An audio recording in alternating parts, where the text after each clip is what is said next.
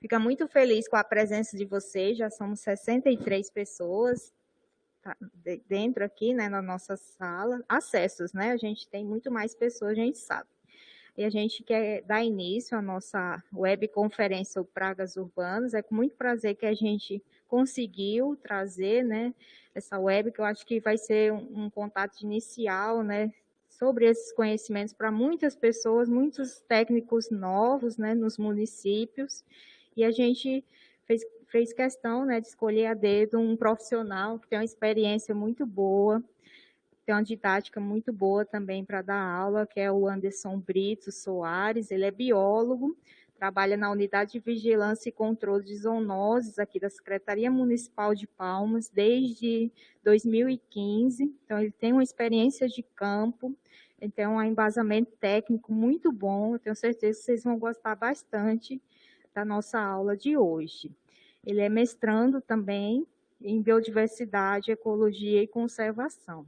Então, eu agradeço a presença dele, agradeço a Secretaria Municipal que disponibilizou ele para estar trocando, né, essa experiência com todos vocês. Só reforçando, qualquer dúvida, qualquer situação que vocês queiram discutir, vai colocando aí no chat. Às vezes a gente vai demorar um pouquinho para responder, mas a gente vai tentar responder todas as perguntas e todas as questões, tá bom? Então, seja muito bem-vindo, Hans, muito obrigada desde já. Boa tarde. Eu que agradeço, Isa, a oportunidade de estar ajudando, né? E estar sempre à disposição, assim, para alguma coisa que a gente possa estar acrescentando, né? Então, precisando da gente, a gente está aqui para ajudar. Então, boa tarde a todos. Como a Isa falou, eu sou biólogo, né? Da Secretaria Municipal de Saúde aqui de Palmas. E eu trouxe para vocês um pouco sobre o que a gente faz aqui em Palmas para a questão de prevenção e controle de pragas urbanas, também conhecido como animais sinantrópicos, né? Então, o que são animais sinantrópicos e a diferença entre os animais domésticos? Então, aqueles animais domésticos são animais de criação, são criados em benefício do homem, servindo como companhia, a produção de alimentos e entre outros, como os pets, né, gatos, cachorros, cavalos, os tipos de animais de corte também, gado, galinhas, todos esses animais são considerados como animais domésticos. E os animais sinantrópicos são aqueles que, geralmente, eles são indesejáveis. Eles invadem os locais, invadem entre aspas, né, porque a gente acabou invadindo o local onde eles estavam e depois eles acabam reaparecendo nas cidades, né? Então, eles são geralmente indesejáveis e com grande possibilidade de transmissão de zoonoses. A maioria deles podem transmitir zoonoses, esse é o principal foco, né, que a gente tem que ter. E também, geralmente, muitos deles são incômodos e podem causar depreciação em residência, né, edificações e também em monumentos históricos, em monumentos de algumas cidades, dos grandes centros. Então, quais são esses animais sinantrópicos ou essas pragas, né? Morcego, pombo, os roedores, no caso, principalmente os ratos, os caramujos, os animais peçonhentos, como escorpiões, serpentes, todos eles são animais sinantrópicos, né? Barata, todos os mosquitos, os vetores que transmitem doenças, eles são considerados também como sinantrópicos. Hoje eu trouxe para falar para vocês os 4 principais que a gente trabalha aqui em Palmas na questão de prevenção, que são os pombos, os morcegos, os ratos e caramujos. Todos eles podem transmitir doenças, né, para os humanos, então a gente vai tratar sobre isso, falar um pouco sobre cada tipo de animal, as doenças que eles podem transmitir e como que a gente pode estar fazendo para eliminar, combater esses animais ou, principalmente, prevenir que eles acabam aparecendo, né? Então, primeiro vamos falar sobre os pombos. Aqui em Palmas, ele já é encontrado em toda a cidade, todos os setores, todas as quadras existem pombos e já virou praga, assim como nos grandes centros, né? Aqui já é uma questão mesmo, tá terrível aqui. Então, é uma ave, essa ave não é brasileira, ela é de origem europeia, ela foi introduzida no Brasil desde a época da colonização do Brasil, das grandes navegações já começaram a trazer esses pombos para cá. Então, eles se alimentam de grãos e sementes, e principalmente nas grandes cidades, eles aproveitam os restos de alimento, ou até mesmo o lixo para se alimentar. E uma coisa que acaba aumentando muito a população dos pombos é aquela alimentação ativa, em que as pessoas acabam jogando alimento, acha aquele bonitinho na rua e acaba alimentando esses pombos, né? Então, com isso, há um grande aumento, então, porque eles não precisam ir atrás de alimento, já o alimento, pessoas acabam se alimentando deles e a população acaba crescendo muito rápido. Esses animais, eles constroem ninhos em locais altos, já para evitar predadores, né? E dentro das cidades, a quantidade de predadores é bem reduzida. Quase não existe predadores para eles, então eles colocam em telhados, nos forros das casas, beirais de janelas, ar-condicionado. Então, são locais altos que eles ficam protegidos e eles acabam utilizando para fazer esses ninhos. Os pombos, eles são monogâmicos, então eles formam os casais para a vida inteira. Eles acabam, logo que começam a voar, já saem e já vão formando seus casais que duram para a vida inteira. Quando um desses pombos morre, o outro acaba ficando solteiro, né? E uma outra característica dos pombos é que ele tem grande capacidade de voo. Então, se eles ficam povoando uma determinada região, só que eles voam muito, então quando aquela região já está bem cheia, eles começam a voar locais mais distantes e acabam indo povoar outros locais, né? Então aqueles casais começam a sair e lá vão proliferando e vai aumentando, vai distribuindo por toda a cidade.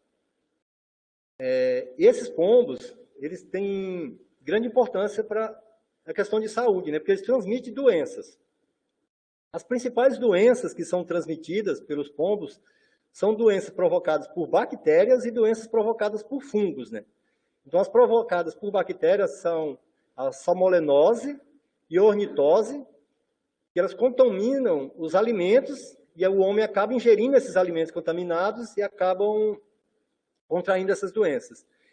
E a histoplasmose e criptococose, elas são doenças são provocadas por fungos. Então, esses fungos, eles ficam nas fezes desses animais. Essas fezes secas, elas acabam virando poeira, e aí a pessoa inala essas fezes e acaba contraindo esses fungos. Então, e como fazer para eliminar esses pombos, né? O que devemos fazer? A gente tem um ditado que a gente fala, eliminar os 3 As, que é a questão do alimento, não deixar alimento disponível para os pombos, a água, também não ter água de fácil acesso para eles, e a questão do abrigo.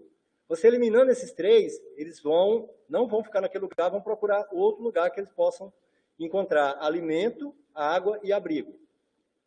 No local onde tem os pombos, o que devemos fazer? Você não pode retirar o ninho protegido. Sempre no ninho vai ter fezes naqueles locais. Então, para fazer essa retirada, você tem que umedecer essas fezes que estão no local, desinfetar com água sanitária, né? Você faz uma solução de água com água sanitária e borrifa esse lugar. Aí depois você vai, usando máscara e luva, você vai fazer a limpeza daquele local. Recolhe todo aquelas fezes, o ninho, colocam em sacos plásticos, de preferência 2, 3 sacos, e aí você pode desprezar no lixo, mesmo desde que esteja bem amarradinho, tudo bem. E como fazer para esses pombos não voltarem? Então, você tem que ver onde esses pombos estão tendo acesso. Vedar aqueles locais, principalmente no telhado. O telhado onde tem, entre a telha e a parede, tem buracos, você tem que vedar todos aqueles locais que eles gostam de ficar em cima da parede ou dentro na parte do fogo. Então, você tem que retirar o ninho daquele local e vedar todos esses locais. Em alguns locais, você tem que usar tela para poder acabar vedando esses locais, né, locais maiores. Em locais menores, você pode estar fazendo mesmo com massa, né? A gente aconselha muito aqui, é um espaço pequeno, você pode estar fechando esses locais com serviço de pedreiro, né? Não deixar restos de alimento, o lixo, sempre recolher o lixo, manter o quintal sempre limpo, não deixar restos de ração de cachorro no quintal, que isso também atrai esses pombos para os locais, né? Para aquelas residências. Em muitos locais também, os pombos acabam pousando em cima de muro, de alguns locais, o que a gente aconselha? Colocar fios de nylon, como a gente mostra nessa foto aqui, ó. Fios de nylon naqueles locais onde eles pousam, a uma altura de 10 a 15 centímetros, que eles não vão conseguir pousar. Outra coisa também que é muito utilizada é chamado de espículas, que é essa estrutura aqui pontiagudas, e aí você coloca nos locais que eles vão pousando, né?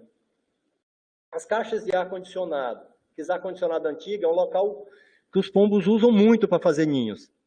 Então, o que a gente aconselha? Se não tiver como retirar aquela caixa, você tela aqueles locais para evitar que eles usem esses locais para fazer ninho, né? Então, tem uma pergunta aqui do Valmir. Então, nas quadras dos colégios. Então, aqui em Palmas, tem muito problema também com colégios. A maioria desses colégios, o que a gente aconselha? A colocar tela.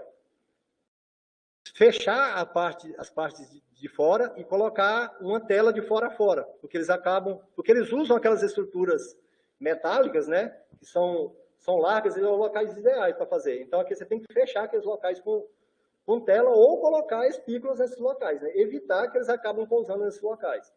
E os colégios, esses locais de quadra de esporte, como são muito grandes, é bem difícil, né? Mas o ideal é telar esses locais, né? Fazer tela, feira coberta também.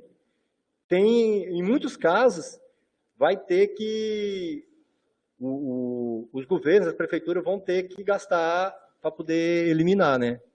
Principalmente a questão dos colégios, né? Porque como é um bicho que transmite doenças e as crianças usam aqueles locais, vai ter que estar gastando mesmo, né? Então, sobre os morcegos. Os morcegos, eles são os únicos mamíferos que têm a capacidade de voar, devido à transformação dos seus braços e mãos em asas. Então, aqui, essa é a parte do braço do morcego e toda essa estrutura aqui são os dedos. Então, entre os dedos, eles evoluíram, né? E foi criada essas membranas aqui entre os dedos. Então, por isso eles conseguem o voo, né? O único mamífero que consegue voar é o morcego, é uma característica dos morcegos, né? Os morcegos têm grande papel na natureza, que eles colaboram na disseminação de sementes, né? Eles fazem o equilíbrio do meio ambiente. Muitas espécies, que tem espécies que são frugívoras, espécies que são insetívoras, então eles controlam essa população de insetos. O morcego, eles acabam alimentando uma grande quantidade de insetos durante a noite, né? E algumas espécies também, eles controlam os animais daninhos, né? Que causam problemas de saúde, tanto em cidades como na própria agricultura, né? Realizando esse aspecto ambiental, né? Ele faz as espécies pequenas, tem algumas espécies de morcego que são carnívoros, né? Eles se alimentam de pequenos animais, pequenos roedores. Os tipos de morcego que existem. Então, o mais perigoso são os morcegos hematófagos. Então, só que essas espécies hematófagas, dificilmente ou raramente mesmo, elas são encontradas em cidades. São 3 espécies de morcegos hematófagos, e todas essas espécies, elas não gostam mesmo de luz. Então, mesmo durante a noite, eles só saem para fazer o repasto sanguíneo dele, só em noites bem escuras. Então, são bichos que não vão ser encontrados em cidades. E onde que eles ficam? Então, os morcegos hematófagos, eles ficam principalmente em oco de árvores, principalmente em cavernas, né? Cavernas bem escuras, cavernas que sejam longas, bem escuras, que eles ficam bem úmidas e escuras, né? Então, esses aqui, dentro de cidades, não são mais o problema deles, são em fazendas, no campo. Nas cidades vão ser encontrados espécies insetívoras, que se alimentam exclusivamente de insetos, espécies frugívoras, que se alimentam de frutos, espécies nectarívoras, que se alimentam de néctar das flores, né? Então, esses três tipos são os que mais são encontrados em cidades, principalmente as frugívoras e insetívoras. E há também espécies de morcegos que se alimentam de peixes, né? Então, eles são morcegos caçadores.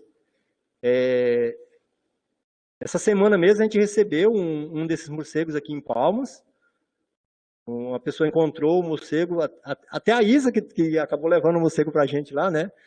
Aí já chegou com o morcego sacrificado e a gente pegou e enviou o morcego para o LACEN para fazer o exame, né? Que ele foi encontrado na residência e ele estava meio que suspeito o jeito que ele estava, né? Ele estava num local bem claro e bem quieto, então já é um sintoma que ele possa ter algum problema, né? Então, e os morcegos também têm grande importância na questão de saúde pública, que também transmitem doenças. Quais doenças, as principais doenças são transmitidas por morcego? A raiva é a principal doença que é transmitida pelos morcegos, e a raiva ela não é transmitida apenas por morcegos hematófagos. Qualquer espécie de morcego, ela pode contrair o vírus da raiva. Então, esses morcegos que são acometidos pelo vírus da raiva, ele desenvolve essa doença. Aí, nesse desenvolver, ele pode estar, no caso dos morcegos hematófagos, eles vão lá sugar o sangue de um animal ou de uma pessoa. E os outros morcegos, os acidentes ocorrem quando a pessoa tenta capturar aquele animal. Então, nunca tentem, vocês chegarem na cidade, vou passar informações para a população, deles nunca tentar capturar um morcego com a mão desprotegida. De preferência, tá usando aquela luva de raspa de couro, que é bem... Se o morcego morder a luva, não vai conseguir atingir o dedo. Então, todos os morcegos podem transmitir a raiva. Então, eles desenvolvem essa doença e depois eles acabam morrendo, né? Então, morcegos mortos encontrados caídos dentro de qualquer local pode ser um sinal de que ele tenha a raiva. E como que é transmitido? A raiva é transmitida através da saliva desses animais. Então, se o morcego morder, ou mesmo ele acabar lambendo algum local que tenha um ferimento em uma pessoa, em um animal, ele pode estar transmitindo o vírus da raiva para a pessoa ou para o animal. As outras doenças que estão transmitidas por morcego, a salmonelose também é transmitida por morcego. Como eu tinha falado, é uma doença infecciosa provocada por bactérias, né? Então, ela contamina os alimentos, esse morcego pode estar contaminando alimentos, e a gente está ingerindo esses alimentos, né? Assim também como os pombos, ele transmite a histoplasmose e também a criptococose, que são doenças provocadas por fungos, né? Como eu tinha falado anteriormente. Que são, essas últimas duas aqui são transmitidas pelas fezes dos morcegos. Então, esses fungos se desenvolvem nas fezes desses morcegos. Então, os morcegos que ficam nas residências, a gente tem que evitar que eles fiquem, porque eles vão acabar defecando nesses locais e essas fezes podem transmitir doenças, né? Então, medidas preventivas de morcegos. Primeiramente, eliminar os abrigos. Então, os morcegos frugívoros. Quais os principais abrigos de morcegos frugívoros? Copa de árvores, beirais de residência, edificações, galpões, garagens, vãos de escada, porque os morcegos frugívoros, ao contrário dos morcegos hematófagos, ele não tem tanta a questão da luminosidade. Então, eles acabam ficando dentro de árvore que acaba entrando alguma luminosidade, né? Então, eles conseguem ficar nesses locais. Já os hematófagos não, eles ficam em local muito escuro, né? Os morcegos insetívoros ficam em forros de residências, nas cuminheiras das casas, em calhas, rufos, dentro de chaminés, principalmente de casas abandonadas, em persianas. Eles acabam entrando nas residências. Se você não for manusear aqueles locais, eles acabam ficando por um tempo naqueles locais, né? E eles ficam também em juntas de dilatação de prédios.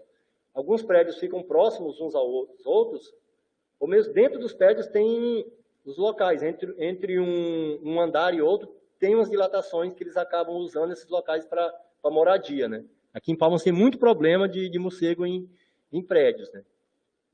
E os morcegos nectarívoros também, assim como os frugívoros, eles usam porões, sótãos, os forros, galpões, os mesmos locais, são locais parecidos, né? Então, o que a gente deve estar fazendo? Eliminando, como eu falei, o local de abrigo e também as fontes de alimento. Podar aquelas árvores que ficam antes do período de frutificação, você deve podar aquelas árvores para diminuir. Ter uma diminuição e evitar plantio dessas árvores próximas às residências. Porque aí eles já vão estar voando mais próximo, vão estar voando próximo às residências, né? Porque algumas espécies, como os morcegos insetívoros, eles ficam tirando rasante dentro das residências, que eles acabam atraindo, com as luzes acesas, acabam atraindo insetos. E esses morcegos acabam tirando esses rasantes para capturar esses insetos. Então, eles não ficam naquele local onde está a luz, mas eles acabam voando naqueles locais onde tem a luz para capturar aqueles insetos, né? Então, não deixar as áreas das casas com as luzes ligadas quando não estiver usando. Então, deixa aquele local escuro, que é melhor, que esses morcegos não vão vir tirar aqueles voos para tentar capturar os insetos, né? E em muitos locais o pessoal acaba deixando bebedouro para beija-flor, né? Coloca nas áreas da casa, aqueles bebedouros para atrair os beija-flor. Durante a noite retiram esses bebedouros desses locais, que aí os morcegos nectarívoros, eles acabam também sendo atraídos por aquela água açucarada que fica dentro desses bebedouros, né? E nunca deixar também frutas, que você deixa às vezes para os animais. Cria algum para estar atraindo pássaros durante o dia, retirem essas frutas durante a noite, que eles podem atrair os morcegos frugívoros, né? Então, é retirar tudo aquilo que pode estar atraindo esses animais. O que fazer quando encontrar um morcego em situação anormal? Primeiro, o que é uma situação anormal? Quando você encontra um morcego morto ou um morcego caído no chão, um morcego que esteja voando durante o dia. Não é uma coisa normal, um morcego voando durante o dia. E ele também esteja pendurado em locais baixos e exposto à claridade, né? Esses morcegos, eles podem, como eu tinha falado anteriormente, eles podem adoecer e morrer em decorrência da raiva, né? Então, o que fazer quando encontrar ele nesses casos? O morcego morto, você vai lá, verifica primeiro se esse morcego está morto, e você pode recolher esse morcego e colocar em um saco plástico para, posteriormente, congelar para estar enviando para o LACEN, né? Então, você vai falar para a pessoa, o morador, você vai aconselhar. Um morcego caído, que ele esteja em situação ainda vivo, colocar alguma coisa por cima, um balde ou uma caixa, e aí eles vão ligar para vocês, né, das zoonoses, e aí vocês vão fazer recolher esse animal. Chegou na residência, o morcego está debaixo da caixa, você chega com um pedaço de papelão, coloca por baixo dessa caixa, você vira e aí deixa ele dentro da caixa. Como que a gente faz para poder... O morcego já está em estado assim, bem ruim, quase morto.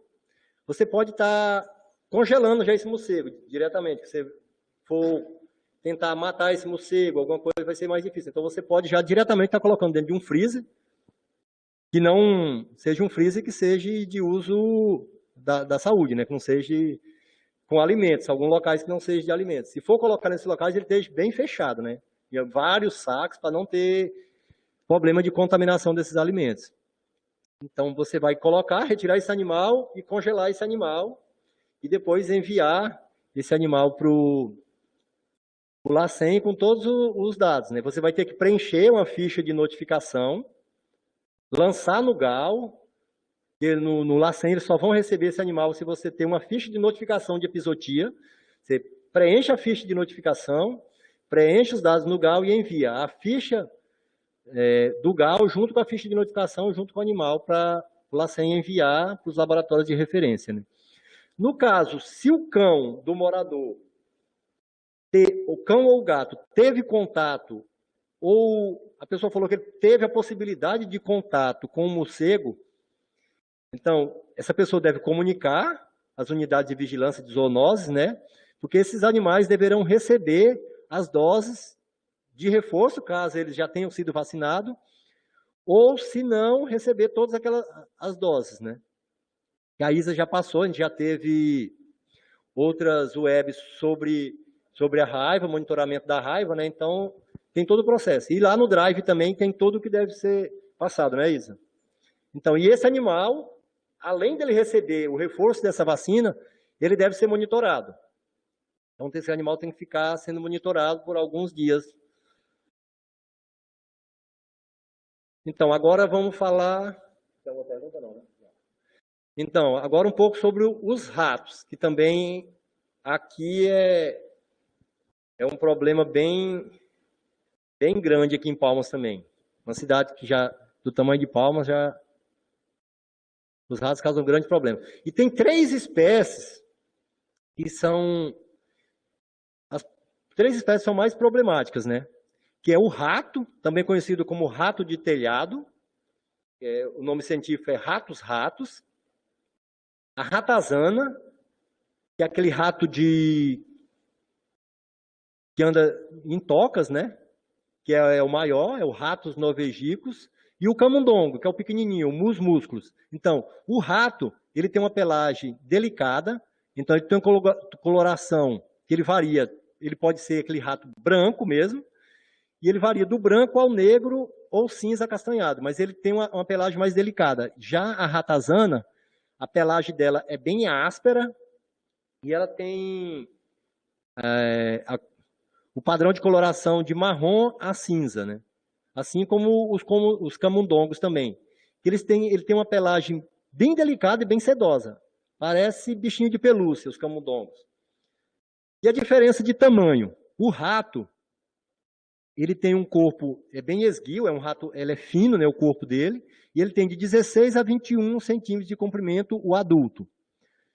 A ratazana já é bem maior, ele tem um corpo, ela já é bem mais robusta, mais forte, e tem de 18 a 25 centímetros de comprimento, o adulto. E o camundongo, ele é bem pequenininho. É um rato que tem as orelhas grandes em relação à cabeça, né? E ele tem um corpo bem pequeno, pequenininho. Ele tem de 8 a 9 centímetros de comprimento. Eles também têm diferença nas caudas dos 3, né? A cauda do rato é uma cauda com pouco pelo, de 19 a 25 centímetros, e é uma cauda, parece um chicote. A da ratazana é uma cauda bem mais grossa e peluda, de 15 a 21 centímetros, e a do camundongo, ela é sem pelos, fina, sem pelos, e também curta, de 8 a 10 centímetros, mas todas elas são maiores do que o corpo, né? E onde esses bichos são encontrados? Também são encontrados em locais diferentes. Os ratos, eles costumam ficar em locais acima do nível do solo. Então, eles ficam em residências, principalmente em forros, em sótãos, né, no telhado, e também ficam em áreas abertas. Eles costumam ficar no topo das árvores, eles ficam dentro de árvores, em cima das árvores, né? Já a ratazana, elas vivem em áreas externas e costumam ficar em tocas. Elas ficam em tocas, aqui a gente encontra muito em lote baldio, dentro de quintais, e aí a procura de alimento eles acabam entrando dentro das residências. Os camundongos também costumam ficar em locais bem apertados, eles ficam dentro de entulhos, onde tem tijolo amontoado, telha, resto de madeira, dentro da própria residência. Se tiver buracos na parede, como ele é bem pequenininho, ele acaba entrando, fazendo seus ninhos lá. E todos eles vão à procura de lixo, ou à procura de comida e acabam... Então, qual os hábitos desses ratos? Todos eles têm hábito noturno.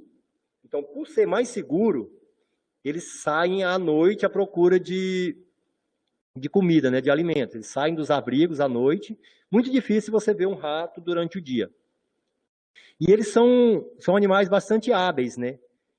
Eles podem nadar, os ratos conseguem mergulhar, eles sobem em locais altos, né? Se ele souber alguma coisa de ajuda, eles pulam, eles saltam e eles acabam subindo. Eles sobem em parede, onde tem a junção de uma parede com a outra, eles conseguem subir rapidamente. Eles conseguem andar em cima de fios. Então são bichos bastante hábeis e difícil de você conseguir pegar, né? E eles encontram, principalmente no lixo doméstico, o seu alimento. E também, onde tem o alimento não estiver bem acondicionado, eles acabam indo lá e conseguem roer as embalagens e acabam contaminando aqueles alimentos. E aí podem transmitir várias doenças, né? Então, apesar de eles usarem o lixo como alimento, eles têm um olfato bastante apurado. Então, eles conseguem separar os alimentos da sua preferência e os alimentos que ainda não estão estragados naquele lixo para se alimentar. Então, os alimentos que já estão estragados, eles costumam não utilizar. Eles costumam utilizar aqueles alimentos que ainda, pelo olfato deles, eles sabem que aquele alimento não vai causar mal a ele, né?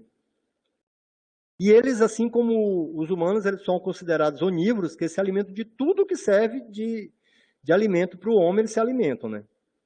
Então é um bicho oportunista. E transmitem também várias doenças. Uma dessas doenças, as principais, que é bastante grave, é a leptospirose. Essa doença, ela é infecção aguda, causada por uma bactéria do gênero Leptospiras, né? Ela é transmitida através da urina de animais, principalmente dos roedores.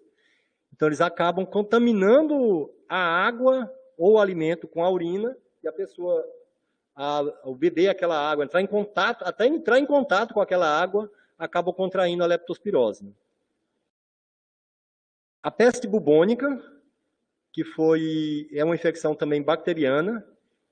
Hoje em dia ela é rara, mas é muito grave. Foi uma doença que, lá na Idade Média, matou milhões de pessoas, né, na Europa, e foram os ratos os principais contaminadores dessa época, né? Que é transmitida também por uma bactéria, Yersinia pestis. O tifo murinho, que é causada também pela bactéria Rickettsia, né? Rickettsia tiffi, e é também causada de febre de prisão. Então, locais onde são... Por que ela é chamada desse nome? Locais que são úmidos, eles acabam atraindo os ratos, né? Então, anteriormente, as prisões eram bem úmidas, não tinha higiene esses locais, então acabava atraindo os ratos, e aí esses ratos acabavam infectando essas pessoas por essa bactéria, né? É por isso que é chamada febre de prisão, porque aquelas prisões antigamente tinham essas características, né? Que atraíam os ratos. E uma outra doença também que é transmitida pelos ratos é a hantavirose. Ela também é uma doença rara, que é causada por infecção nesse caso é um vírus, né? É o hantavírus. E tem vários subtipos e também é causado por outros tipos de roedores, né? Outros animais que transmitem essa doença, além dos ratos, né? E as medidas preventivas, o que devemos fazer? Então, primeiro você tem que identificar a presença de ratos naquele local, né? Como que você vai saber? Onde tem rato, eles deixam fezes. Então, onde encontrou fezes de rato, você vai saber que ali os bichos já estão há algum tempo já invadindo aquele local. Roeduras é uma característica de ratos no local. Os ratos, por onde eles passam, eles costumam utilizar o mesmo local, o mesmo caminho, né? Então, eles acabam fazendo trilhas. E eles acabam deixando manchas de gordura nos locais por onde eles passam. Ele acaba esfregando o corpo. Então, quando eles sobem acabam subindo no muro. O local do muro, onde ele sobe normalmente para o mesmo local. Aquele local acaba tendo uma mancha naquele local. Fica bem liso o local que ele acaba passando, tipo uma mancha de gordura mesmo. Você pode ver aqui nessa foto aqui, em cima, no canto do cano aqui, tá bem escuro aqui. É uma trilha que ele passa todo dia por esse local e acabou ficando já manchado aqui. E uma outra são tocas. Nos quintais, nos lotes baldios, eles acabam formando tocas. E aí eles, por causa do lixo, se a gente não acondicionar bem o lixo na nossa residência, eles acabam vindo dessas tocas e invadindo a nossa residência para procurar comida, né? Então, observando esses 4 pontos aqui, você vai identificar se tem ratos mesmo nesse local, né? E quais as medidas preventivas? Então, a prevenção ela é possível através de adoção de conjuntos de medidas que são chamadas de antirratização. Então, manter a residência e o quintal sempre limpo, aquele lixo que na hora da limpeza que você recolher, o lixo doméstico, ele deve ser acondicionado dentro de saco plástico e dentro de lixeiras apropriadas, né? O lixo só deve ser colocado na rua no momento próximo da coleta do lixo. Então, você tem que saber, a pessoa, né? O cidadão, você tem que falar para a pessoa que ele tem que saber o dia e o horário que a coleta de lixo passa. Então, você vai colocar aquele lixo sempre naquele horário próximo à coleta. Primeiro, para evitar que os animais de rua, cachorro, gatos, acabam rasgando esses sacos e esses ratos acabam vindo para se alimentar desses lixos. Muitas pessoas o caminhão da coleta de lixo passa pela manhã, a pessoa coloca o lixo à noite. Aquilo ali vai ser um atrativo para os ratos. E ele começa a atrair para a porta da tua casa, dali para dentro da casa é um pulo, né? Evitar de jogar lixo em lotes baldios. Então, esses lotes provavelmente vão ter a ratazana naqueles locais, né? E jogando lixo vai estar atraindo mais ratos ainda para esses locais. E é do lado da casa da pessoa, né? Então, a pessoa mora naquela residência, do lado tem um lote baldio, ele acaba jogando lixo lá, ele acaba trazendo o rato para dentro de casa. Então, não se deve jogar, além de questão de higiene, né? Também é imoral você jogar um lixo num lote baldio, né? Então, manter o seu lote e o entorno da tua casa sempre limpinhos é o dever da pessoa e é um direito de todos de ter a cidade limpa. Guardar os alimentos sempre bem acondicionados para evitar que esses ratos acabam vindo por causa do alimento e contaminando esse alimento. Como a gente viu, algumas doenças são transmitidas pela contaminação do rato, né? Como no caso da leptospirose, ele pode estar infectando esses animais com a urina dele e a pessoa sendo contaminada, né? Então, os alimentos devem ser bem acondicionados. Manter sempre limpinho as casas que possuem garagem, sótão, possui porão, então esses locais devem manter sempre bem limpinho, não deixar entulhos nesses locais, que eles acabam atraindo os ratos, né? Para moradia, né? Fechar bem as frestas, telhado, os ralos, nunca deixar as caixas de passagem de esgoto, de elétrica, essas caixas devem estar sempre bem isoladas, assim como a gente fala na questão dos escorpiões, a questão dos ratos também, eles podem estar utilizando esses locais, tanto para transição, como também para moradia, né?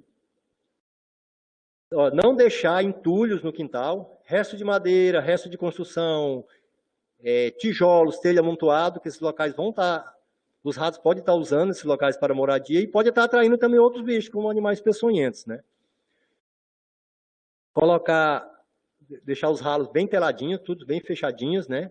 E uma das coisas mais importantes também é a educação em saúde, o que a gente deve estar passando para os moradores, utilizando principalmente as escolas como um meio de levar essa informação ao cidadão. Então, as crianças, elas são um meio muito eficiente de você estar passando a informação até que chegar nos pais.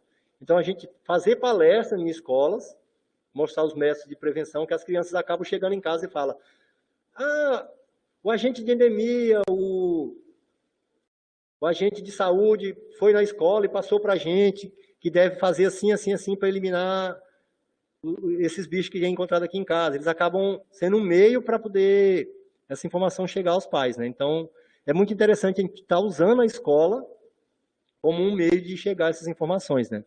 A gente chama de educação em saúde. E um outro, no caso que encontrou o rato, ele já está perturbando aquele local, deve ser feito o controle químico desses animais, que é chamado de desratização, né? O que a gente aconselha? Tem vários tipos de veneno. A marca não importa. Aqui foi... Agora, o princípio ativo que é utilizado nesses raticidas que é importante.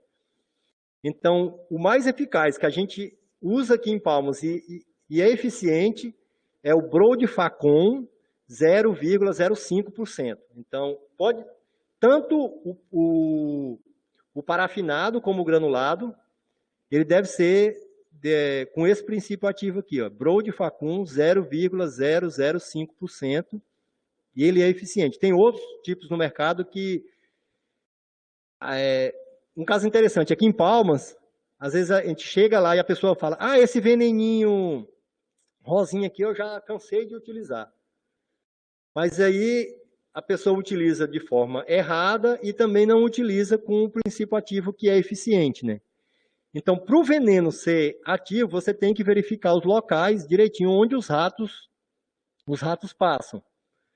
Onde eles utilizam para estar passando, onde eles ficam, né? Então, o veneno deve ser colocado nesses locais. E uma coisa que também deve ser notado é não nunca colocar veneno em locais onde crianças e animais de estimação, cachorros e gatos, tenham acesso. Porque esse veneno de rato, ele é muito forte, ele causa óbito tanto de animais como do ser humano também. Então, manusear o raticida usando luva e máscara para estar evitando também de vocês estarem sendo também contaminados, né? Então, utilizar com toda a segurança. Assim, a Isa está perguntando aqui como que a gente faz para fazer a compra, né? Então, esse raticida, esse veneno aqui, ele não tem... Então, você consegue comprar ele em casas agropecuárias. Só que aí, como você deve fazer? O município tem a questão das compras, né? Então, você, no início do ano, no final do ano, deve fazer a projeção de quanto você vai estar utilizando durante o ano para poder fazer. Então, a gente faz uma projeção de... Bom, eu atendo tantas residências por mês, né? Então eu já jogo ali por mês, aí por ano, quanto que vai dar, a gente compra e compra com um pouco de folga. Então, sempre, anteriormente, a gente faz aquela projeção para fazer a compra para o município. E compra em casas agropecuárias, né? Não tem controle, assim, para poder você comprar, né? Não tem restrições, né? Então, Valmir, sobre veneno, porque o pombo, apesar dele ele não ser nativo do Brasil, né, ele ter sido introduzido aqui no Brasil, tem uma lei que já coloca ele como membro da fauna brasileira. Então, como ele já está aqui há muito tempo, incluíram, que eu acho erroneamente, como ele é uma praga urbana, né, é um bicho que causa doenças, é uma praga, eu acho que ele não deveria ser, é um bicho que foi introduzido e causa problemas, mas tem uma lei, né, do IBAMA que coloca ele, não me recordo de cabeça a lei, mas aí tem essa lei que coloca ele como sendo membro da fauna brasileira. E como ele sendo membro da fauna brasileira, aí ele já entra naquela lei de crimes ambientais. Então, se usar veneno para matar os pombos, aí a pessoa pode ser preso, né, nesse caso. A gente não usa veneno, a gente tem no mercado repelentes. Produtos que vão repelir, são um tipo de pasta, né, é chamada até de espanta-pombo. Ela pode ser usada tanto que ela tem um cheiro, né, um odor E os pombos e os morcegos, eles acabam não gostando daquele cheiro. Então você coloca essa pasta em alguns, principalmente no telhado onde tem, né? Dentro do telhado, no forro, para poder espantar. Mas isso, com o tempo, eles acabam acostumando. Então isso é paliativo. Você acaba usando tanto para pombo como para morcego nessa pasta, mas o ideal é você evitar que ele tenha acesso àquele local. Então, de início, ele acaba funcionando. Assim como também outros meios que tem, eles usam uns aparelhozinhos de ultrassom, que também acaba repelindo um certo tempo, mas esses bichos eles acabam se adaptando. Então eu já fui em locais onde tem, e o aparelho estava do lado do ninho, ligado, e o pombo já não ligava para ele, né? Então o que a gente foca é de não estar usando esse tipo de utensílio, então é evitar, ver qual é o problema e evitar que aquele animal consiga chegar até aquele local, né? Então a questão de veneno não deve ser usado, tá? Porque aí a pessoa, quem usar, se for denunciado, pode ser preso, justamente como eu falei, né? Apesar dele não ser da fauna brasileira, ele foi incluído e aí já entra na lei de crimes ambientais. Ok? O Deusiron que está falando, ó, que é muito complicado na parte dos pombos, pois para os outros animais existem venenos ou até outro método mais agressivo. Mas para pombos, até a limpeza fica complicado. Ainda mais essa questão dele, de se matar um pombo ser crime ambiental, né? Então, se imagina numa cidade do tamanho de Palmas, é o que a gente passa aqui. Mas no final eu vou falar que a questão que vocês devem fazer não é fazer o serviço para evitar que aqueles pombos, vocês vão apenas aconselhar. Aí no final eu vou falar sobre isso. Então, outro problema que aqui em Palmas, na época de chuva, também é bem grande e já alastrou na cidade inteirinha, são os caramujos. Ele já é encontrado em todos os estados do Brasil. Então, o caramujo gigante africano, né, chamado de Acatina fulica, ela é considerada uma das 100 piores espécies invasoras do planeta, devido à adaptação dela, né? Ela representa uma ameaça à saúde pública, aos ambientes, tanto ambientes naturais, como também na agricultura. Esse bicho ele foi introduzido no Brasil, acho que na década, se eu não me engano, no final da década de 80, que o pessoal utiliza aquele escargot, não sei, vai ter gosto para tudo, né? Comer lesma, caracol. Então ele foi trazido como para poder. O escargot é muito caro, então ele foi trazido para tentar trocar, né? Só que o pessoal não gostou muito do sabor dele, então ele foi descartado. E ele se prolifera muito rápido. Você pode ver aqui nessa foto, isso aqui são ovos de caramujo. E esses ovos, eles colocam ele enterrados e eles ficam durante muito tempo ali, numa época de chuva para outra. Assim como o mosquito da dengue, ele tem essa questão de ser resistente, né? E aí ele fica, quando começa a chover de novo, aqueles ovos que ficaram para aquele local começam a eclodir e volta tudo de novo, né? E tem uma diferença, porque tem o caracol que é nativo, que é o caracol que já é mesmo daqui, né? Que esse acatina ele veio de fora, né? Veio de outros países. Então, a concha, a diferença entre eles, o nativo, ele não vai transmitir essas doenças que o acatina vai transmitir, né? Então, tem diferença no tipo da concha. A concha do caramujo africano, a acatina, ela é mais alongada e pontiaguda do que a concha do caramujo que é nativo aqui da nossa região, né? E também uma outra característica é que na parte de baixo da concha, a concha do acatina, ela tem a borda afiada aqui, ó. Se você passar o dedo, você pode acabar até cortando. E a concha do caramujo nativo, ela tem uma borda aqui.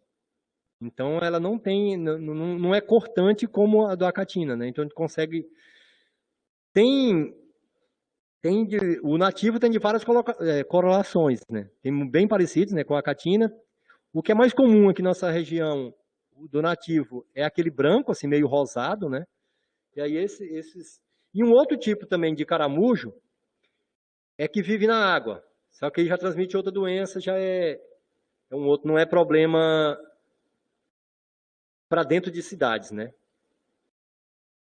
Que é o caramujo, é um, é, Dextrosomonas, que é um caramujo pequenininho e o formato dele é totalmente diferente, ele é achatadinho, né? É bem diferente, não dá para confundir um com o outro. É chamado barriga d'água, né? Então, os caramujos, os hábitos alimentares dos caramujos, do acatina, né? Eles são herbívoros e são bastante generalistas, né? Eles comem folhas, flores, frutos, casca de árvores, aquelas árvores que têm a casca um pouco mais mole, eles alimentam de tudo, principalmente de plantas que são cultiváveis, né? Cultivam em hortas, então tem aquele caule bem mais leitoso, então eles acabam comendo até a casca daqueles caules, né? E se alimentam também até de papel.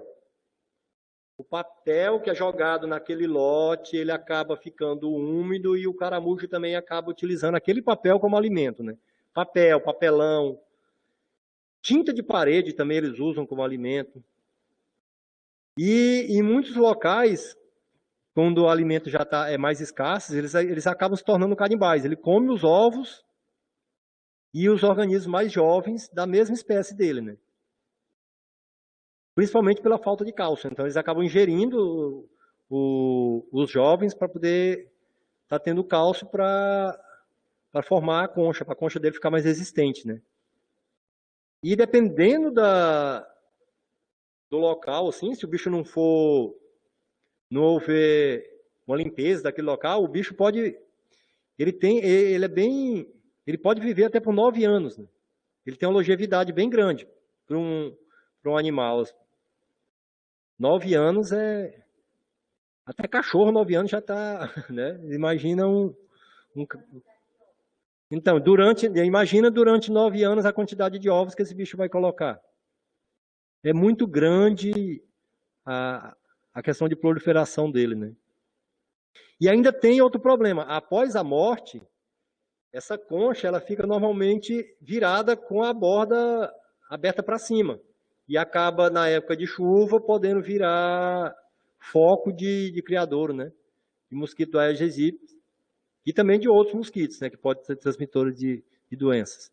Então, além das doenças que ele transmite diretamente, tem outras doenças que ele pode acabar ajudando a proliferar, né?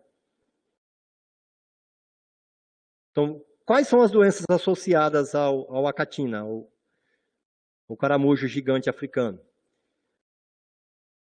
Angiostrongilise meningocefálica, ela é causada pelo verme Angiostrongylus catonensis. Então, esse verme, essa doença, poucas vezes ela é fatal, mas ela pode ser fatal, né? Os sintomas dessa doença, ela pode se arrastar por muito tempo, né? E pode causar lesões, como esse verme, ele acaba subindo, ele vai para a cabeça, ele acaba atingindo as regiões e causar lesões oculares, né? Até atingindo o olho, e também pode provocar a meningite, né? Como ele vem para aqui, ele pode estar atingindo as meninges, né? E pode estar provocando uma meningite, que aí, nesse caso, é onde pode ser fatal, né? E a outra doença é a Angiostrongylise abdominal, que é causada também pelo um outro verme do mesmo gênero, né? Angiostrongylus costaricensis. Ela apresenta sintomas bastante semelhantes aos sintomas de uma apendicite. Então, esses sintomas podem acabar mascarando, né, a presença dessa doença. E essa doença, ela é bem mais grave, porque ela pode causar óbitos. Então, que ela não sendo tratada, se você não acabar não descobrindo, ela acaba causando perfurações no intestino, né? E causando hemorragia abdominal. Aí, com isso, a pessoa pode vir a óbito, né? Então, mas são doenças bem raras. Então, são poucos casos que a gente vê na literatura dessas doenças, mas que são doenças que podem ser fatais, né? Então, como pode transmitir, a gente tem que eliminar o vetor, aquele animal que pode estar transmitindo essas doenças, né? Então, o que a gente deve fazer é realizar as medidas de controle. E qual a medida de controle mais eficiente na questão dos caramujos? É difícil, mas a mais eficiente é a catação. É a que vem mostrado um resultado satisfatório a longo prazo, né? Que é essa coleta e a destruição dos animais. Eles têm hábitos no início da manhã e à noite, no começo da noite. Então, essas horas que devem ser realizada a catação dos lixos. Eles vão sair dos locais onde eles ficam escondidos e são mais fáceis de ser avistados, né? Então, como esses caramujos devem ser catados com as mãos protegidas, né? Porque aquelas doenças que eu tinha mostrado anteriormente, elas são transmitidas através do muco que o caramujo produz. Então, você não deve pegar o caramujo com a mão desprotegida. Você ou o morador, né, no caso. Você só vai ensinar para ele como que deve ser feito, né? Então, no início da manhã e no iníciozinho da noite, ir no local, no lote lá, do lado da casa, no próprio jardim e começar a catar aqueles animais. Cata, coloca dentro de um saco, quebra a concha e para acabar desidratando esse animal, o que a gente aconselha? A colocar cal. Coloca cal, coloca em vários sacos e aí você pode estar descartando no lixo normal, desde que ele esteja bem protegido, né? Um outro método também, se você colocar o cal, você pode estar enterrando também, né? Mas como o lixo vai para o lixão, é melhor você coloca o cal, recolhe o animal, coloca em sacos, quebra aquela concha e coloca um cal. E aí fecha e coloca em vários sacos e descarta no lixo comum. Um outro método também é a utilização de iscas tóxicas, né, que são chamadas de lesmicidas, à base de metaldeído, né, que é um produto, ele é tóxico, mas não é tão tóxico, é mediamente tóxico para o ser humano, né? Mas como é um bicho tóxico, aí deve também ser manuseado com luvas e máscaras, né? Eles são pequenos pallets que eles devem ser distribuídos no local afetado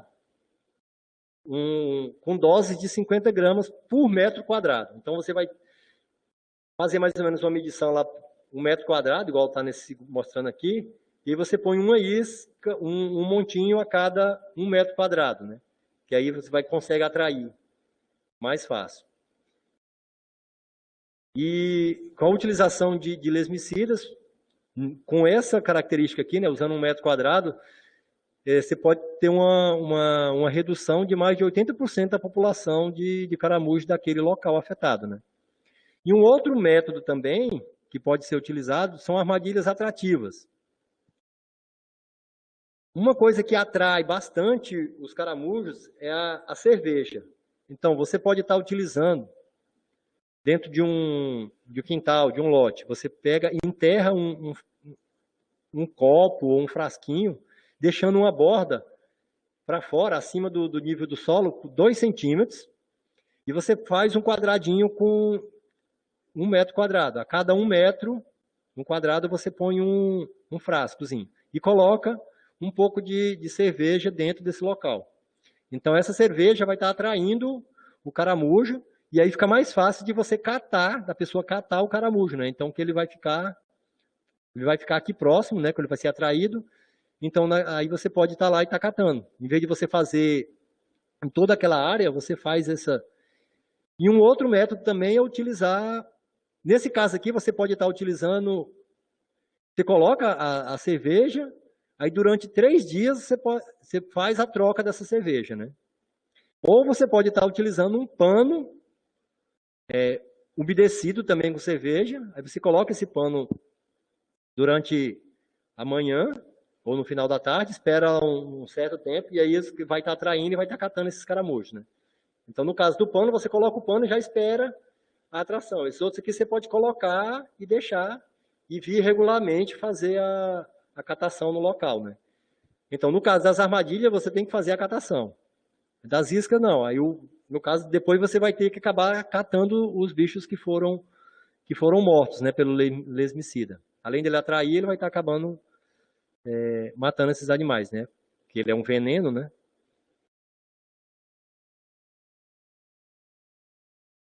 Então, independente do animal sinantrópico, né? A gente falou em 4 tipos, mas tem outros animais sinantrópicos, né? Pulga, barata, os próprios mosquitos, carrapatos, né? Esses também são animais sinantrópicos. As medidas de prevenção, de controle, são geralmente as mesmas. O que a gente tem que fazer? Identificar qual é o problema, né? O animal que está causando aquele problema e a causa. Para você poder eliminar, você tem que qual é a causa daquele. Tem um problema, mas tem o que está o animal e o que está causando aquele problema para você eliminar. Aí você vai fazer toda essa investigação do local e aí você vai propor as medidas, como essas que a gente viu aqui, propor essas medidas de controle e prevenção para o cidadão, né, para o morador.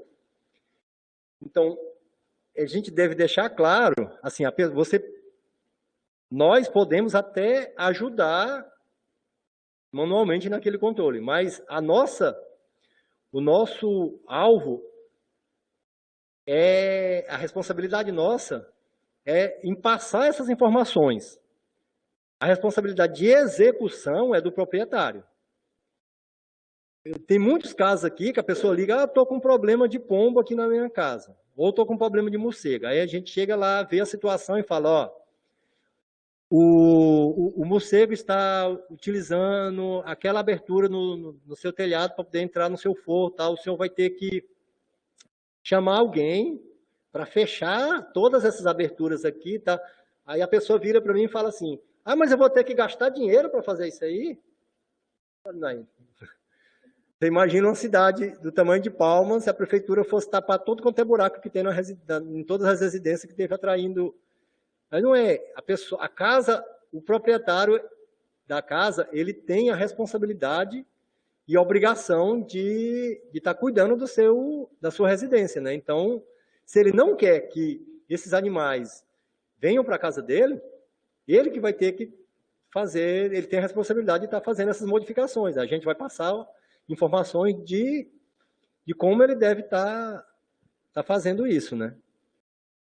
Deusiron, como eu tinha falado, depois de catado, você coloca em sacolas ou sacos, e aí essas conchas devem ser quebradas, né? E aí o mais aconselhado é estar jogar um pouco de cal dentro desse saco.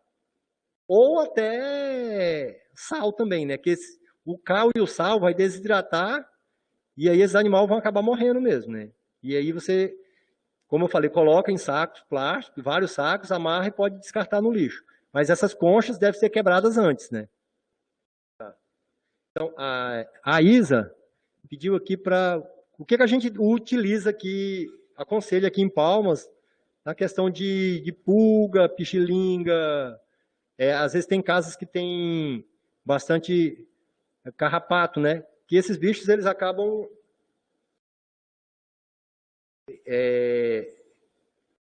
proliferando e como tem os ovos, às vezes você joga o veneno uma vez, né?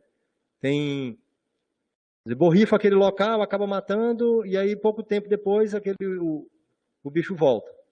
Porque acabam ficando os ovos, tanto na questão do carrapato, de pulga, pichilinga.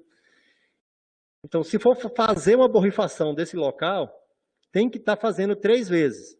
A cada 7 dias você faz que é o ciclo dele, né? Então você faz com 7, então você faz 3 ciclos, né? Então tem que borrifar o ciclo de 3 vezes, tanto para um como para o outro. E uma mais interessante ainda do que você utilizar veneno, é você estar utilizando a vassoura de fogo, né, o maçarico. É o mais eficiente se o local... Claro, tem que ver se aquele local pode colocar fogo, né? Não pode chegar numa casa que tenha, seja de madeira ou de palha, e tacar fogo na casa da pessoa. Vai depender da situação. Então, num local onde pode estar usando fogo, o fogo é o mais ideal. Queima aquele local, que aí você está queimando adultos, jovens e também os ovos desses animais, né? E se vocês quiserem fazer perguntas, podem ficar à vontade sobre algum desses temas. Pessoal, se tiver mais alguma pergunta, por favor, coloca aí no chat, tá? Que o Anderson está aqui, vamos aproveitar a presença dele para a gente tirar todas as dúvidas. Reforço quanto à lista de frequência, por favor, não esqueça de assinar todo mundo, para a gente saber quem estava aqui ou não, tá certo? E vamos aproveitar os últimos minutinhos aqui com o Anderson para a gente esclarecer as dúvidas de vocês, alguma que tenha ficado para trás. Deixa eu aproveitar antes e eu também vou me aproveitar de você, quanto à presença de morcegos nas residências. A gente vê que há um pânico muito grande de algumas pessoas, né? Mas você poderia reforçar mais uma vez, né? Que a gente sempre, quando fala de raiva, a gente fala disso, das diferenças dos hematófagos, não hematófagos, mas as principais características quanto ao comportamento, né, deles e reforçar, quando realmente reconhecer que um animal ele pode estar doente ou não, o morcego eu vi que você já falou, né? E o que a gente pode estar fazendo nessas casas. Eu acho que você falou também da melhoria, mas só reforçar um pouquinho a mais.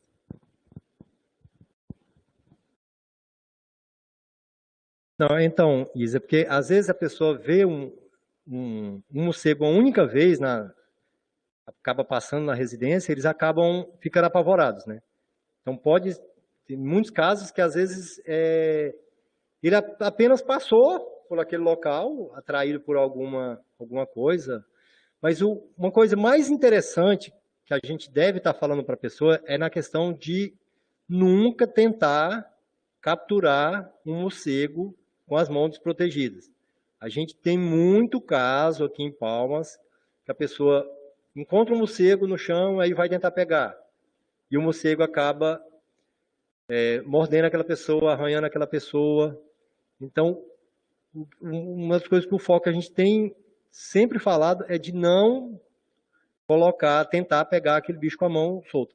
E a questão de atração mesmo dos morcegos tem vários casos. Ele pode estar indo para aquela residência, casa com piscina. Tem uma casa com o senhor, eu fui várias vezes na residência da pessoa, só que ele não queria cobrir a piscina dele durante aquele período que o morcego estava... Mas aí o morcego vai lá todo dia, ele já tinha um horário marcado. Todo dia, no finalzinho da tarde, às 6h30, ele ia tirar o rasante e beber água na piscina. Mas aí só diminuiu quando ele foi lá e fez o que eu tinha aconselhado. Coloca uma cobertura na piscina e não utiliza a piscina nesse horário. Depois de um certo tempo, você pode até tirar e voltar, porque aí ele já vai saber que aquele local não tem mais a água. Ele voltar de novo, aquele local acaba, utiliza de novo. E como a gente tinha falado anteriormente, nunca evitar, né, de estar plantando. É sempre bom a gente ter, né, árvores frutíferas no quintal, tal, mas se aquele local já tem aparecimento de morcegos no município ou naquele setor, evita de estar plantando próximo à residência, porque vai acabar atraindo esses bichos. Eles acabam até nem indo morar na casa, mas casa que tem área, ou a pessoa tem costume, às vezes no interior, de ficar na casa com a porta aberta. Esses morcegos que estão voando ali por fora, eles acabam fazendo voos, né?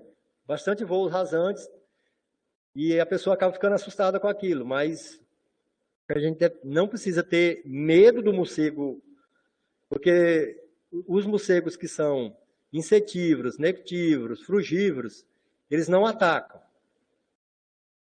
eles apenas, aqueles voos dele lá, porque eles estão, normalmente são morcegos insetívoros que estão fazendo voo à procura de insetos, né? E como eu tinha falado, então, evitar de estar colocando, deixando lâmpadas nas áreas de fora da casa, né? E se tem morcego naqueles locais, deixa a porta fechada e fica dentro da casa, portas e janelas fechadas, né? Então, você evitar do contato direto com esses animais. E se já estiver percebendo, primeiro, um sinal de que tem morcego. O morcego, quando ele começa a reproduzir, você começa a ouvir o barulho dos filhotes, né? Fica aquele barulhinho. Pi, pi, pi. Aí, então, o que você deve fazer? Normalmente, eles estão no telhado. Abrir e tentar expulsar aqueles animais de lá de dentro, né? Se tiver os filhotes. For fazer a retirada desses filhotes. Como eu falei, nunca pegar com a mão desprotegida, tá retirando e colocando esse ninho para um lugar distante, né? Não vai matar o bichinho também, né? Retira o ninho dali e coloca num lugar fora, para lá, que seja principalmente se for numa mata, né? Pode deixar para lá que aí depois ele se vira. Mas fazer a limpeza como eu tinha falado, se tiver o ninho, o bicho estiver utilizando aqueles locais, fazer a limpeza também das fezes do morcego umedecendo o local. Assim como a do pombo, as fezes do morcego também, como eu tinha falado, ela pode transmitir as doenças através dos fungos, né? Ah, tá. O Valmir está falando aqui, ó, que é um hábito popular, né, que ele contra as pulgas e carrapatos que ele aprendeu com os moradores lá na região dele, que ele é de Conceição do Tocantins. Utiliza galhos e folhas de sambaíba, né? Utiliza no local onde está tendo aquelas infestação. Aí coloca as folhas de sambaíba no local. Ele falou que os moradores falam que os carrapatos e as pulgas acabam sumindo daqueles locais. É uma boa, então, né? Eu não sabia dessa. Então, a sambaíba serve como repelente, né?